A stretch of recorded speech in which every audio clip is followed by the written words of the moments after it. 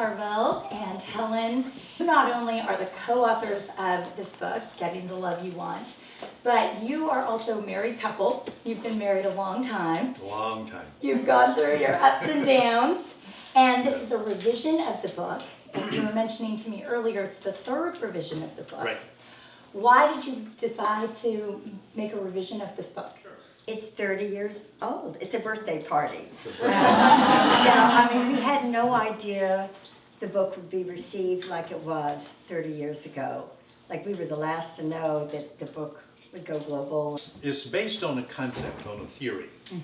And the theory is under constant review as new data comes to the culture, like brain neurophysiology that started in about 2000. We had a whole new science of the brain. When Getting was written in 1988, the brain was pretty much a fixed thing in your skull, and you could change your habits, but you couldn't change your brain. So it was only, so things like that, the new theories of the brain. And then there are new theories of how human beings organize themselves. Then about every 10 years, it's like, well, it's time to integrate that now into the book. Not so much because the core thesis of the book needs to be revised. It's because the supportive evidence is what we're finding has more support, or there was something we really got wrong. There was in the second edition of the book, we took out a whole exercise that was actually not good at all, and It wasn't working for couples. wasn't working for couples. We practiced everything, and it wasn't working for us. So it was an exercise about expressing your emotions intensely, and there was a period called catharsis that was supposed to be. That was the healing thing, is to get it all out. Get your anger out. Well, we could do that every day. We could do that. Take turns And what to we get your anger out. And what we were discovering was the more anger you got out, the more anger you had. So that, A vicious cycle. but the model that had been in the past in therapy was, if you got your anger out, you'd have less of it. But what we discovered, this is the brain science, is that if you focus on your anger, your brain will begin to habituate anger, and you will be more angry and stay angry longer. That's why we updated it, is to get out the stuff that didn't work, put in the new insights, and then build some new processes that we discovered do work. And let me just mention, the whole mental health field in the 70s and 80s thought catharsis, get it out. Yeah. And so we were one of many that thought, Yeah. express your feelings, but that's deadly It's deadly. if you don't do it in the right way. If you don't do it. Interesting. There's Yeah, a you still better way express to feelings, get your but in a feelings different out, way. like making a request instead of communicating. That takes a lot of time Yeah. to talk it out calmly. Yeah, it's better just to shout it out, you know. Get it out, get them, So, let them so hear do you. you two never shout at each other? Well, that's a Well, that's the answer. well, Maybe occasionally used to. I get sort of frustrated. I think you're great. But I think you're it's nice. a little lower tone of voice and shorter. But what we have and what we do is, anytime there is a kind of emotional rupture, which all human beings will have, we have what we do is a repair process. So it doesn't so much matter. I mean, it does matter that you don't rupture all the time. But when you do that, what matters is you fix it quickly. And so we have a built-in reconnecting process, so that, like this morning, we got off center with a transaction. And then about 5 minutes later, we corrected that, and everything was back to where it was before. Because, I live in one world, she lives in another world, and they are going to, they don't always have to collide, but they bump each other a little bit, and it's like, ouch. And what is your quick fix? Is it you recognize it and you apologize to each other? Or what's the quick thing? What's the quick tip for people? You do what your partner needs to have a repair. At that moment. And like Harville, and teaching this to others, Harville will say, if I just say, Helen, I'm sorry, I'm fine. Mm-hmm. Helen is fine. But if I do something and I apologize, Harville goes, that's not good enough.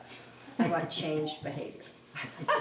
So, but then Yeah. I need to learn to change my behavior, and anyway, there are all sorts of ways. So what repairs basically has to do with your childhood? I grew up with people who would apologize to you and then hit you again. So, I mean, they wouldn't hit me physically, but they would apologize and then criticize me again. So it's like, apologies are preparations for the next assault.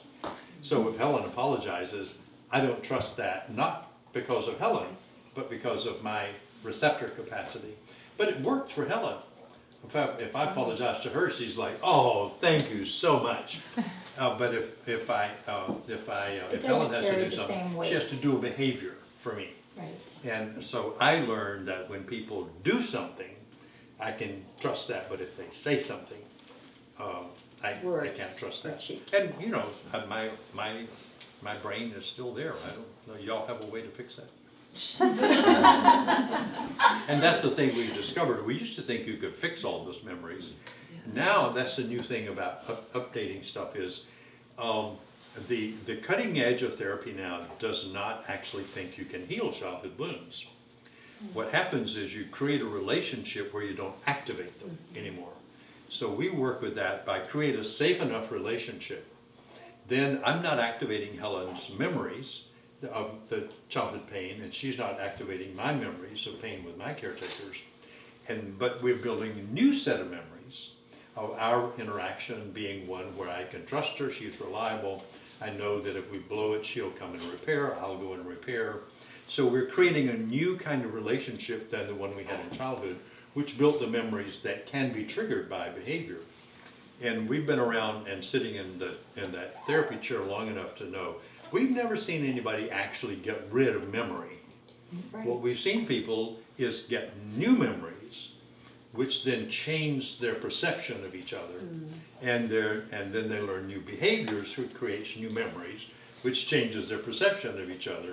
And after a while, you don't have somebody you're looking at as your caretaker from childhood who was not reliable or whatever. You're looking at a real person who's interacting with you in a real way, in real time, every day, and you're not being, put down Right. by her behavior. So But you- that's basically. You also mention in your book that we tend to find partners who have some of those, difficulties that we had growing up, or who were those negative behaviors that we saw, Yeah. as well as some of the good. So if we're doing that and we've found that person with those negative behaviors, how do we move on from there? Well, that's marriage. Anybody who falls in love will have found somebody who will trigger your childhood memories. There are three things you do. You first have a new definition of a relationship.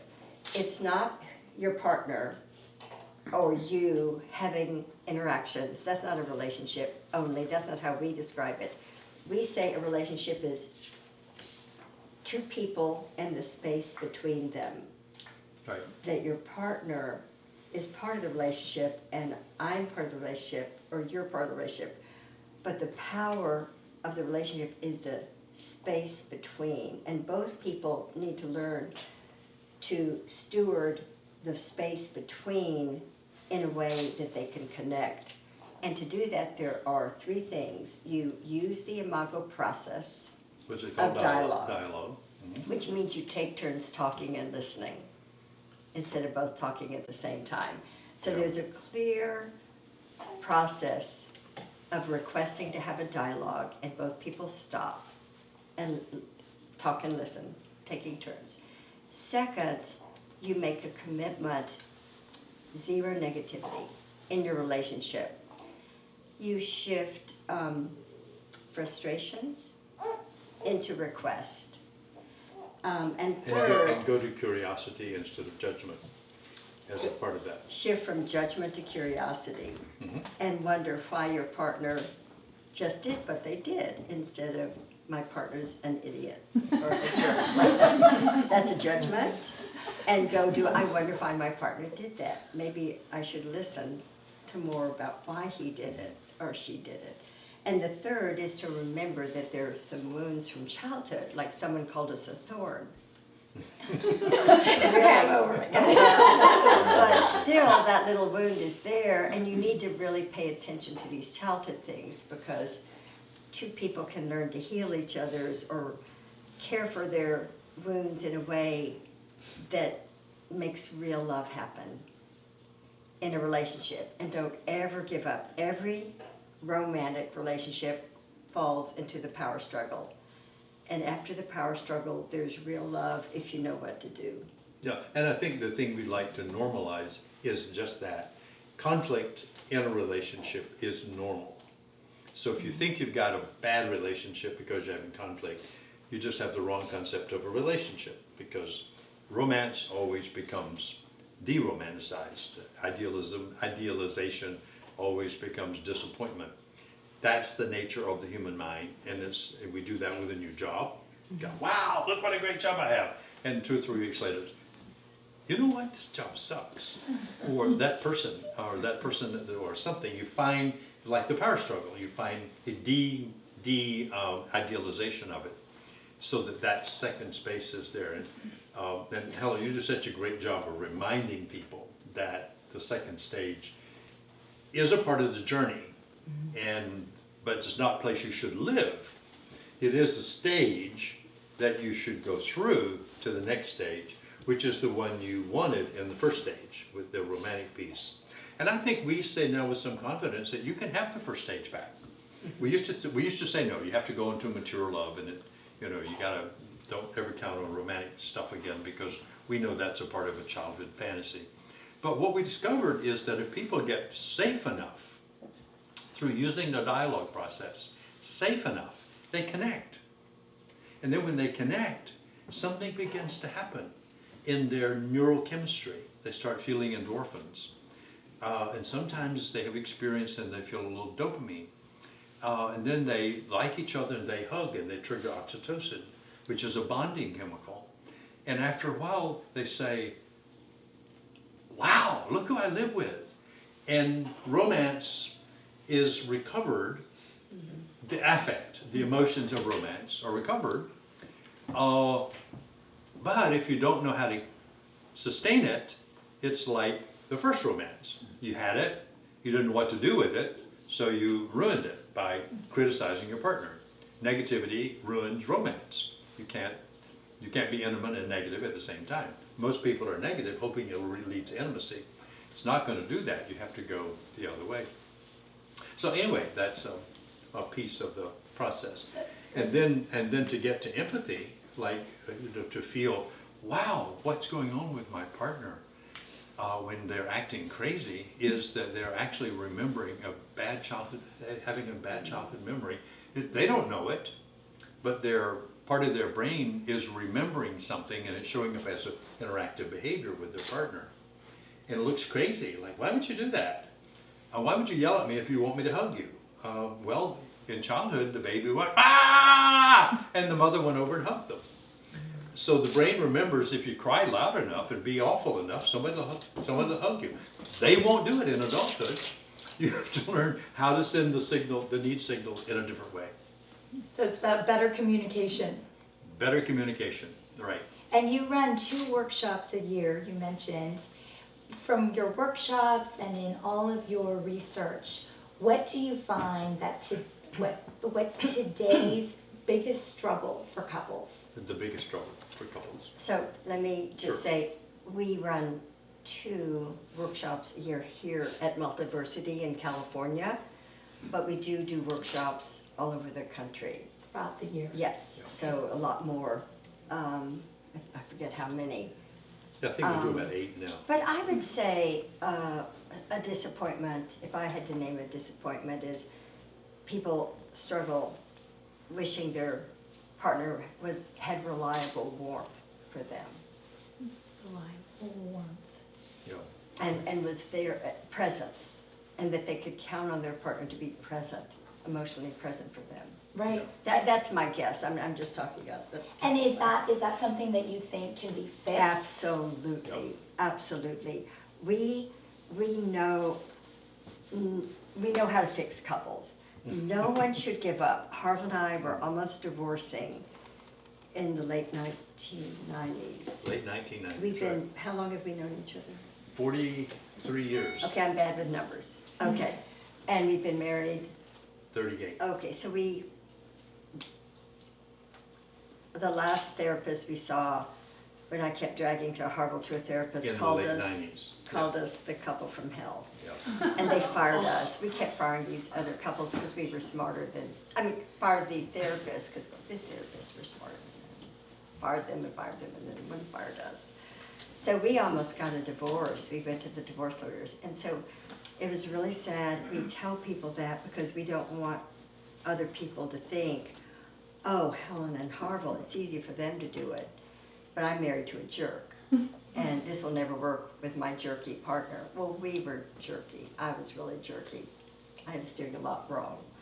And I have the marriage of my dreams. So anyone can get through that power struggle and get it. You just have to do what the book says. Yeah, and it's interesting, I was going to mention about the book. So we went to therapy, and as Helen says, and then we came home and said, we wrote a book on couples therapy. And we had been on the Oprah shows, so there was a sense in which we had more visibility in the culture than any other couples therapist at the time. And we were just about in the divorce courts. So we said, why don't we read our book? Yeah, we weren't doing it. Instead of paying all these other therapists. Just read the book, it's in there. So we began to practice what we preached. And it turns out that we got the outcome. Our kids even it actually works. Our kids even threatened to go on Oprah and tell Oprah what we were really like. It was really sad. We can laugh about it now, but living through it was really hard at the time. And this man, I just can't believe I'm so lucky to be married to him. Well, every day, I thank God that I'm married to someone that can help anyone get love back. And he's a brilliant theoretician, and the theory gets better and better every day. He comes up with a little tweak, and every year it gets better and better. And so this new edition will have real cutting edge stuff that worked for us. And we were the couple from hell. But when I hear That's amazing. That, we'll all sign up. Without you, none of it would have happened. So you're indispensable to all of this. And while we have different roles in this, there is a partnership.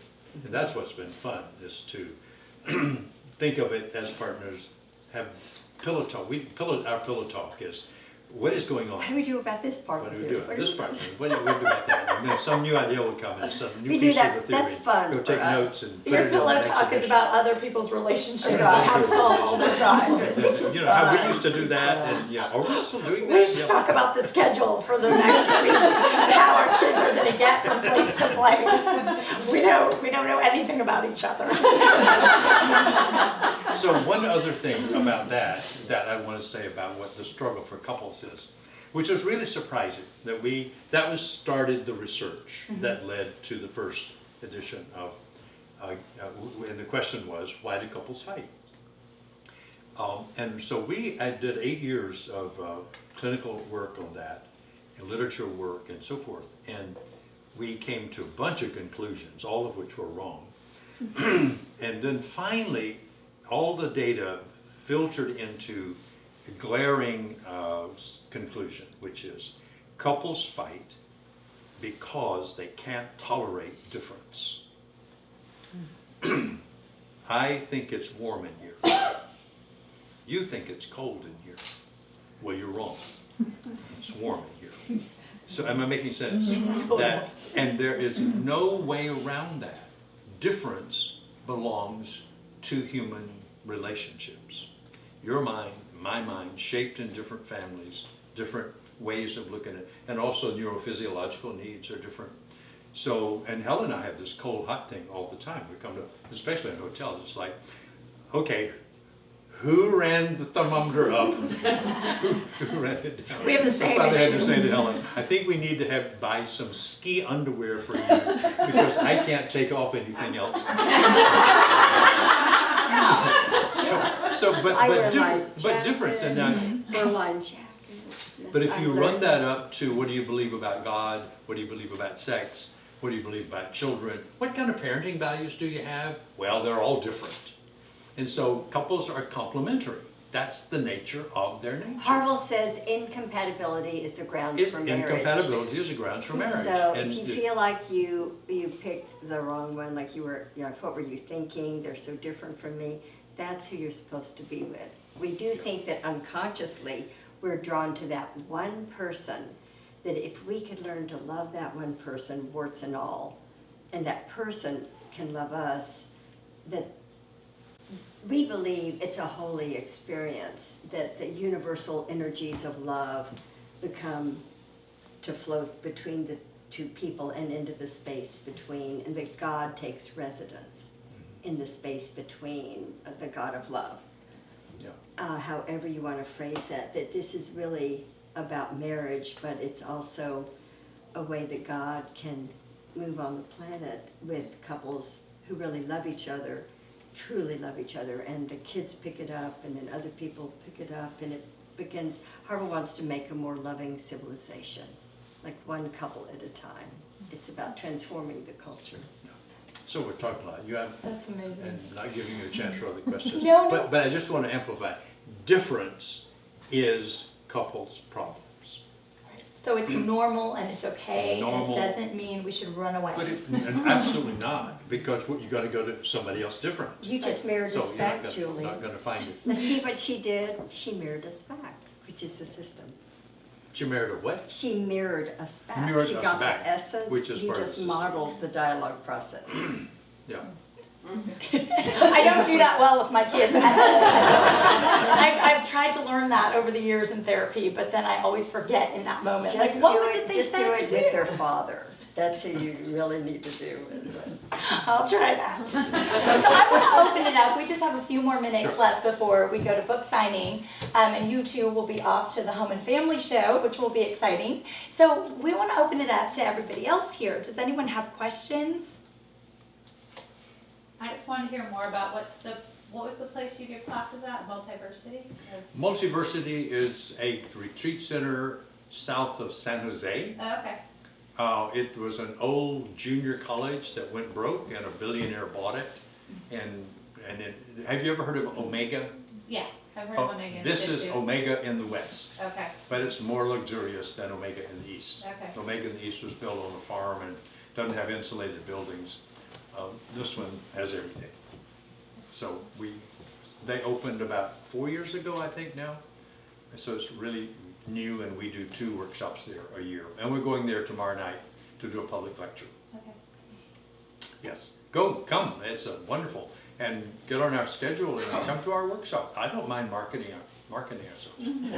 I'm a poor marketer because that probably turns you off, but anyway. Yes, I'm just, so the gist of it is that the differences, and then the book is tools yes.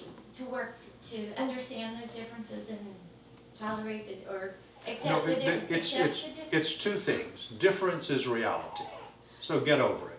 Yeah, You're not going to find sameness Right. anywhere. right, It's not in the universe. No particle is like another particle. Right. They're all different. So that's the first illusion we have to give up in our relationships with anybody, especially marriage, because we really want our partner to be like us. You know, why can't you be in a cool room? And I see somebody patting up front. I want you to be like me. It's not going to happen. So that can go as an illusion.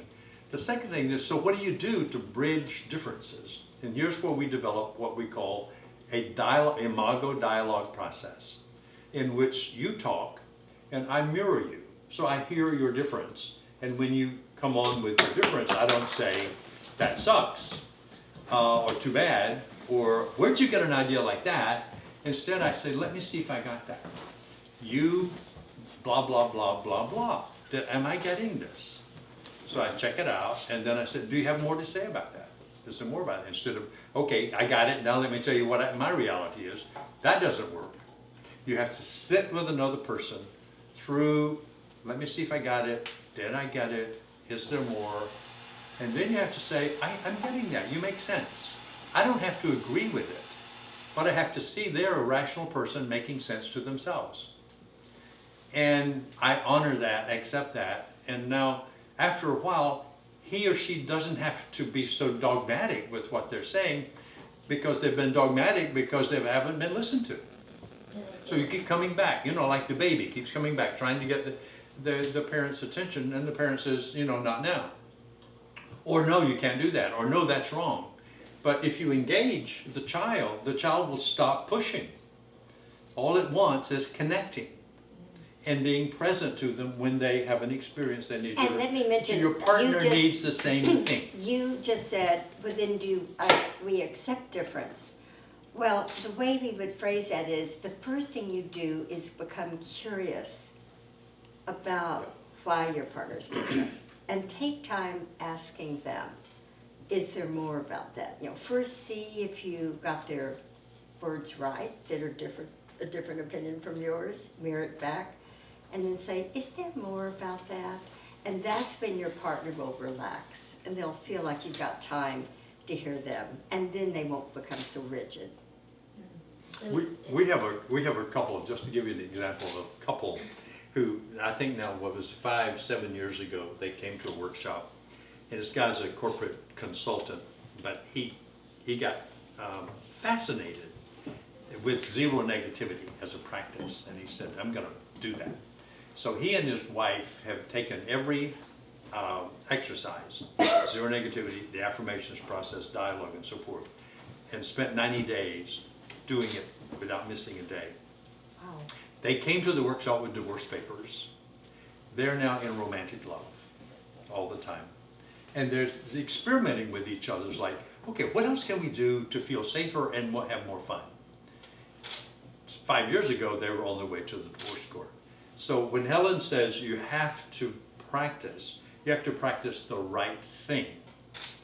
and like you can't practice going to the gym or probably meditating, because meditating is not an interactive process. You have to practice talking without judgment, listening without criticism, holding your partner's difference. And the amazing thing is, if Helen holds my difference or I hold hers, it's not so important anymore. But our relationship becomes more important than the difference.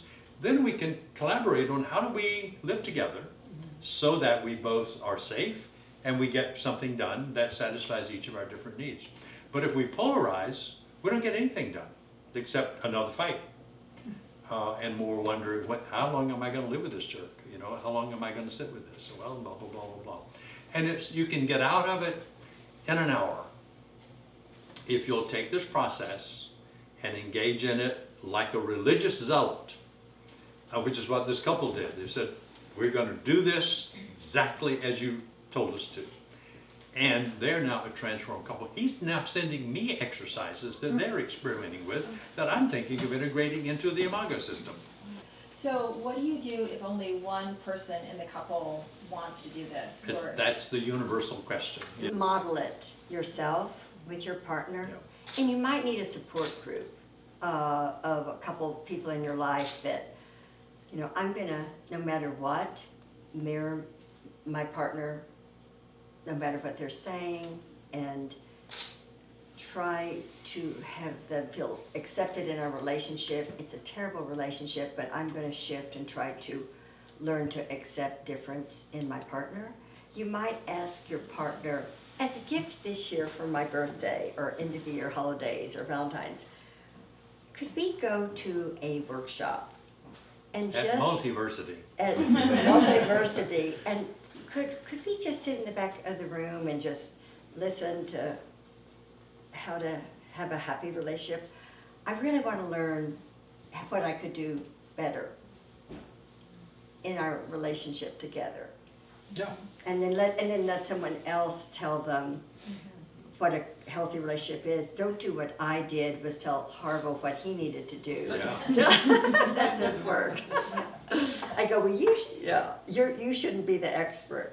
Let your partner know that you're learning it too, and you just want to know your partner's frustrated, and you want to become a person where he's not so frustrated with you. You're not going to give up your opinions about things, but it's it's not what you're talking about, it's how you're talking about it. Right. And clarify that you want to learn to talk in a different way. What we found is the person who is really enthusiastic about going to a workshop, reading a book, and so forth, don't know that they are saying to their partner, you need to change. And they don't know that when they are enthusiastic about how much change we need, that the partner hears you need, and how resistant the partner becomes to that, not because the partner is resistant, but because the brain is designed to put a fence up for anybody who tries to invade my space and tell me I need to be different. They cannot not do they used to think it was resistance, learn to get over it and drop your fences. You can't drop your fences unless you're safe. The brain is designed to be defensive unless it knows it's not going to be hurt. And it's going to be hurt if you're telling me I'm wrong, that I need to change the way I am in order to, whatever it is.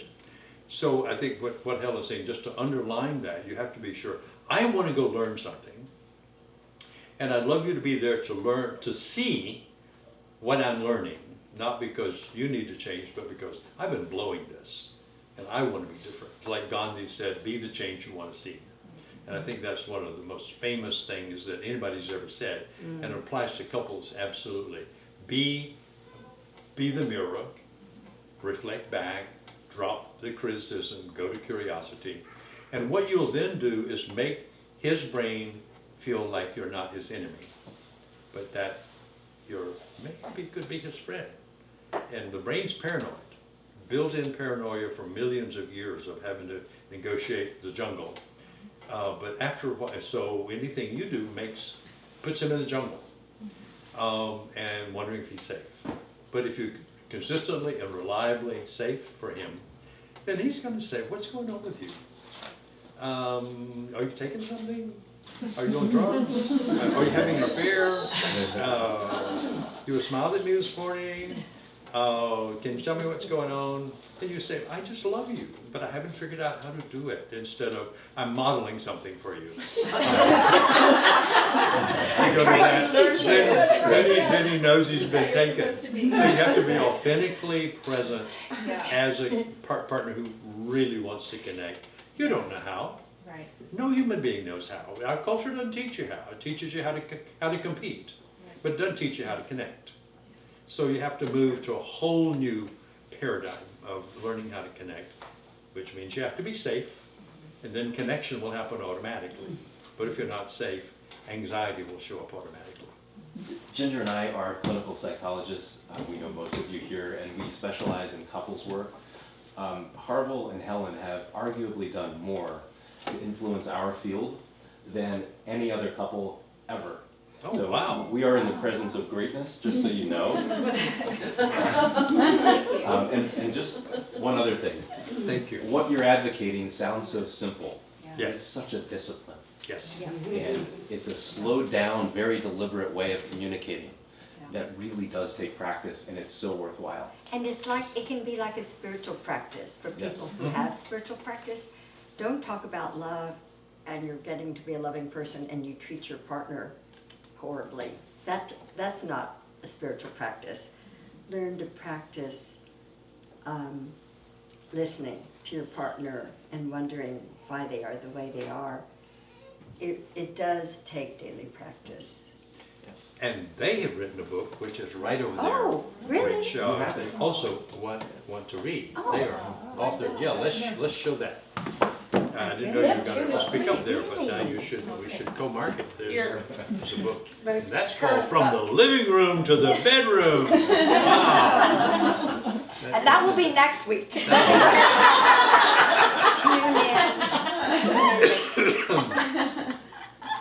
Thank you very much. That was very kind of you to say that. Very sincere. So great to hear you and to be here. Thank you both very much, You're Harville and Helen. Just in time for Valentine's. We're Yes. so lucky. We will all go and practice this with our partners today, right? Yeah. Bring the passion back. Red's a passionate color. We'll start reading it out loud tonight. I'll read it to my husband. You have just a few minutes left to sign books, so thank you both Oh, okay. again for being here. Thank you all for being here. We have books over here.